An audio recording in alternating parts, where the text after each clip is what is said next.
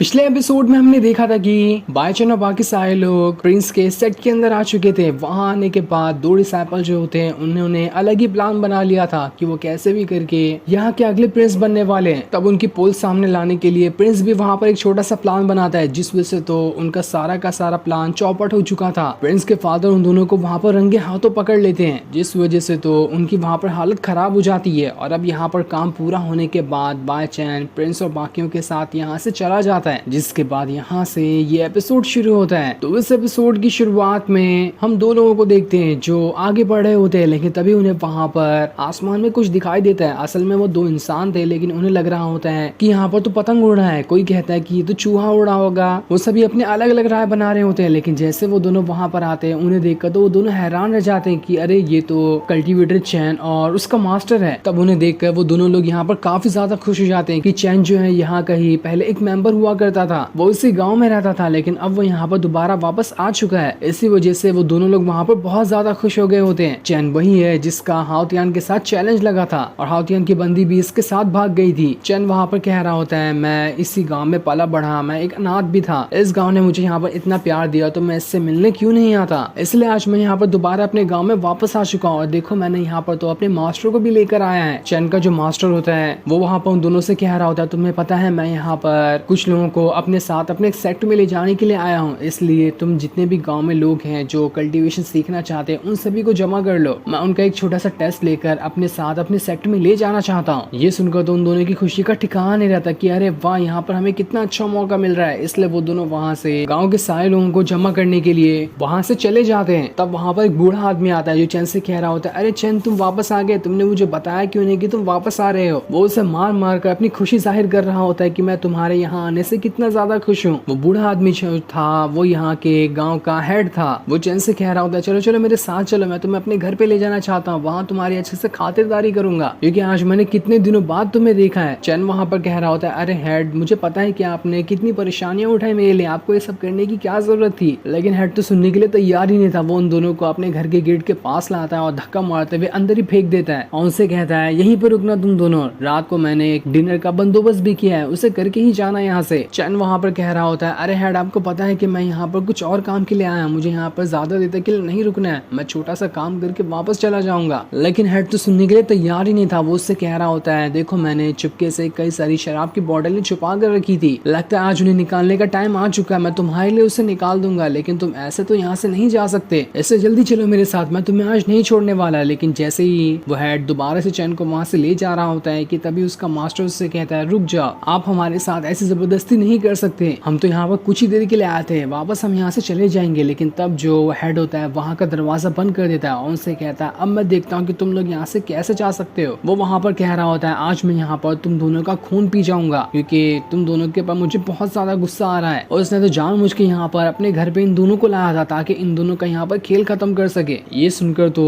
चैन और उसका मास्टर दोनों हैरान रह जाते हैं। उसके मास्टर को यहाँ पर पता चलता है कि ये जो हेड है इसने इविल टेक्निक को कल्टीवेट कर लिया है, जिस वजह से ये लोगों का खून पीना स्टार्ट कर दिया है और अब उसी से उसे पावर मिलती है। यही वजह है कि इसने यहाँ पर हमें बहला कर बंद कर दिया ताकि हमारी यहाँ पर जान ले सके। वो चैन को भी चिल्ला रहा होता है कि देखो तुम्हारे लोग ऐसे ही है क्या, बहुत बड़ी गलती हो गई मुझे तुम्हारे गाँव के अंदर आकर। हेड वहाँ पर चैन से कह रहा होता है, चैन तुम्हें पता है कि तुम यहाँ पर कितने सालों पहले गए थे, इतने साल पहले तुम इस सेक्ट से निकले थे, लेकिन अभी तक देखो तुम बिल्कुल नल्ले ही हो, तुम्हारे पास कोई ढंग की पावर नहीं है। तुमसे बाद में मैंने कल्टीवेशन स्टार्ट की थी, लेकिन अभी देखो मैं इतना ज्यादा पावरफुल हो चुका हूँ कि एक ही थप्पड़ में तुम्हें क्या तुम्हारे मास्टर को भी यहाँ पर ढेर कर सकता हूँ। तुम्हारे मास्टर तक को मारने के मेरे पास 36 तरीके हैं, तो अपने मास्टर को समझा देना कि वो यहाँ पर आंख उठाकर भी ना देखे। जिसके बाद वो तो अपनी पूरी तरह से पावर एक्टिवेट कर चुका था ताकि यहाँ पर वो चैन और उसके मास्टर का खेल खत्म कर सके। ये देखकर तो चैन भी हक्का बक्का रह जाता कि मैं तो यहाँ पर कौन सी मुसीबत में पड़ गया, मुझे नहीं लगा था कि ये हेड भी ऐसा कल्टीवेटर निकलेगा, वो भी नॉर्मल कल्टीवेटर नहीं बल्कि इविल कल्टीवेटर है ये। अब तो लगता है कि सच में मैंने वापस से गाँव में आकर बहुत बड़ी गलती कर दी, मुझे यहाँ पर आना ही नहीं चाहिए था। ये सुनकर चैन का जो मास्टर होता है वहाँ पर हंसते हुए हेड से कह रहा होता है, मुझे आज पता चल गया कि तुम कौन हो, मैं तुम्हारी आइडेंटिटी जान चुका हूँ, तुम वही हो ना जिसने हमारे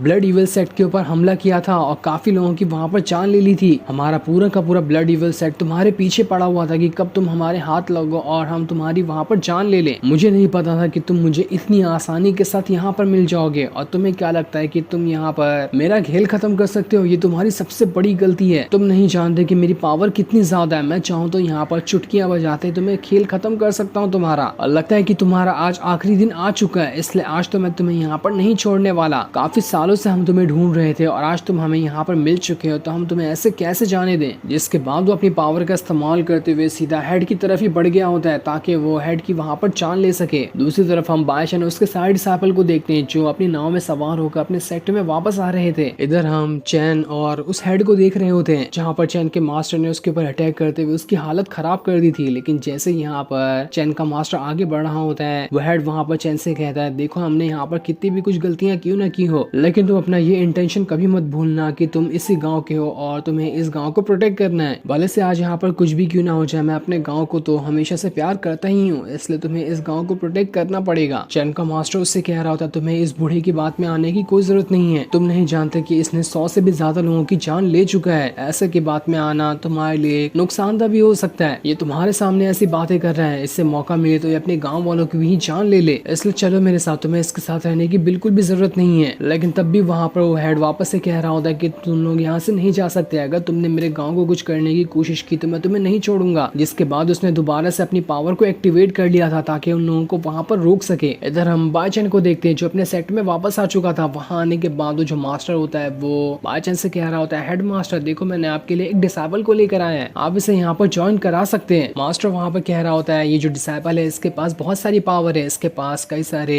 मेडिन भी ओपन हो चुके हैं, ये बहुत अच्छा रहेगा इस सेट में ज्वाइन होने के बाद। लेकिन जब बायचन वहां पर अपनी पावर का इस्तेमाल करते हुए उस डिसाइपल की पावर को चेक करने की कोशिश करता है तो उसे पता चलता है कि इसके पास तो कुछ भी नहीं है। ये मास्टर तो मुझे यहाँ पे बेवकूफ बनाने की कोशिश कर रहा है, जरूर ये इसका कोई रिश्तेदार होगा जिसे वो यहाँ पर ज्वाइन करवाना चाहता है, इसलिए ये इस डिसेबल को यहाँ पर लेकर आया है। मास्टर वहाँ पर बाय चांस से कह रहा होता है, हेड मास्टर प्लीज इसे एक्सेप्ट कर लो ना, ये बहुत अच्छा है, ये आपको आगे चलकर बहुत ज्यादा काम भी आने वाला है, इसलिए आपको इसे ज्वाइन कर लेना चाहिए। ये सुनकर बाय चैन उस मास्टर को कोने में बुलाते हुए कहता है, देखो मुझे साफ साफ बताओ कि आखिर इसके पीछे माजरा क्या है, तुम यहाँ पर ऐसे घटिया इंसान को मेरी सेक्ट में क्यों ज्वाइन करवाना चाहते हो जिसके पास कोई भी पावर नहीं है। तब ये सुनकर मास्टर जो होता है वहां पर उसे सच्चाई बताने लगता है कि आखिर मैं इसे यहाँ पर क्यों लाया। जिसके बाद हम कुछ टाइम पहले का सीन देखते हैं जहाँ पर वो जो मास्टर था नाचते गाते हुए इधर उधर घूम रहा होता है। तब उसे कोने में वही डिसेबल दिखाई देता है जिसकी वहाँ पर हालत खराब लग रही थी। वो वहाँ पर मास्टर से कह रहा होता है, मैं तुम्हें जानता हूँ कि तुम पहले कहाँ पर काम करते थे, जिस सेक्ट में तुम पहले काम करते थे मैंने वहाँ पर काफी टाइम भी बिताया है, इसलिए मैं तुम्हें अच्छे से जानता हूँ। लेकिन वो आके कुछ बता पाता इससे पहले ही उसके मुंह से खून आने लगता है, जिसके बाद वहाँ पर बेहोश होने लग गया था। इससे जल्दी से वो मास्टर उसके पास आता है ताकि देख सके कि ये भी जिंदा भी है कि ये टपक निकला। बायचन वहाँ पर उस मास्टर से कह रहा होता है, अच्छा तो ऐसी बात है, लेकिन मुझे लगता है कि जरूर तुम दोनों में कुछ और भी बातें हुई होगी जो तुम मुझे यहाँ पर बता नहीं रहे हो, तभी तो तुम यहाँ पर इसका इतना ज्यादा सपोर्ट कर रहे हो कि मैं कैसे भी करके इसे सेट के अंदर ज्वाइन करा लूं। देखो मुझे साफ साफ सही इंटेंशन बताना वरना मैं इसे यहाँ पर ज्वाइन नहीं करूंगा। मास्टर वहाँ पर कह रहा होता है, मैं आपको क्या ही बताऊं, मैंने बहुत कोशिश करी इससे